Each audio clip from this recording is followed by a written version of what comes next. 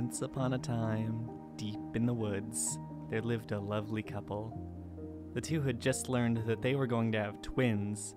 They prepared the house in excitement, creating 2 rooms that were exactly alike. The day soon came when the twins were born.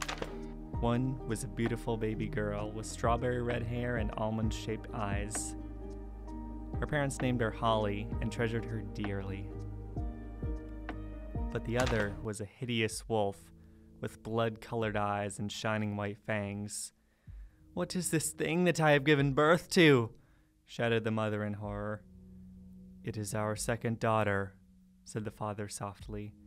"We must raise it as best we can, for it is our duty as parents." The 2 parents kept the wolf for 2 years, trying their best to raise her, but she would not eat the mother's lovely home cooking, preferring instead to eat raw, dead animals.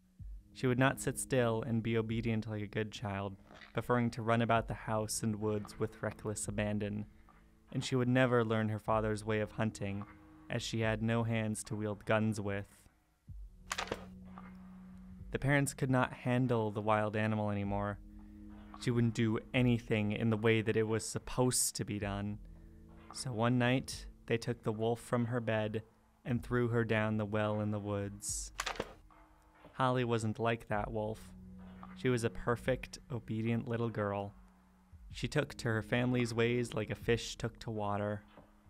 Holly was too young to remember the wolf that she'd called a sister, but she knew that there was something her parents were hiding from her. There was a second bed, one she had never slept in before. There were ragged, worn-out toys that she had never touched, and there were small claw marks covering the walls and floor. They had been covered up with paint, rugs, and pictures, but Holly was still clever enough to know that something was wrong. Holly asked her parents about all this, but they denied everything. The 2 of them didn't want her to know about their failure to tame her twin. The years passed, and Holly grew into a beautiful young woman. But no matter how much time went by, she never forgot those signs of her sibling. One day, she went out to get water for her family, but to her shock, she found a large wolf in the bucket. "Please don't put me back down there," cried the wolf. "I'll follow every one of your rules this time, I promise." "You can talk?" asked Holly in shock. "Yes," said the wolf. "I've been down there for years with only mice to eat. Let me come back to the house just once more." Holly thought about all the strange things she had found around her home. The way her parents would shut down whenever she tried to ask them about it. So she began asking the wolf more questions. Where she had lived, what her house was like, what her parents had looked like. And with every answer, her heart sank deeper and deeper and deeper. Holly brought the wolf back to the house, much to the parents' anger. "Why did you bring that thing back here? We can't keep it inside the house anymore. It could hurt us. It could hurt you." "It's not a thing, it's your daughter," said Holly. "Not anymore. It could not behave itself, so it must go." "My name is Fern," cried the wolf. "You named me yourself." "If you want that name, then take it. Take it and nothing else. Leave and see how you do without us." "If you insist on sending away my sister, then I shall leave too," declared Holly. Holly and Fern left the house with nothing but the clothes on their backs. Fern hadn't had anyone to talk to in years, and never moved more than 3 feet away from Holly.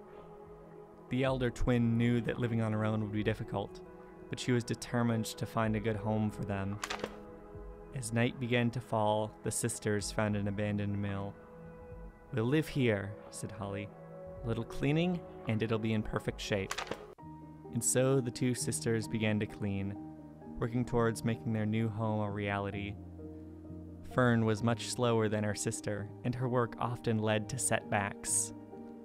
Holly tried to hide it, but she began to become frustrated with her sister. After the house had been made livable, the sisters went out to hunt. At first, Holly tried to teach Fern her father's methods, but Fern couldn't use them. So she asked for the chance to hunt alone.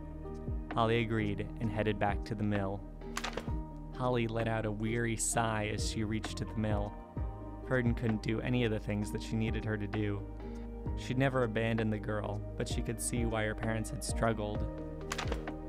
When nightfall came, Fern arrived back at the mill. Holly was shocked at the amount of food she brought back. "Fern, this is fantastic! How did you do all this?" asked Holly. "I hunted," said Fern, which caused Holly to laugh. "With this much food, we shall be able to eat for weeks." Holly was right about that. She and Fern lived off the food that she had caught and sold the skins to people in town.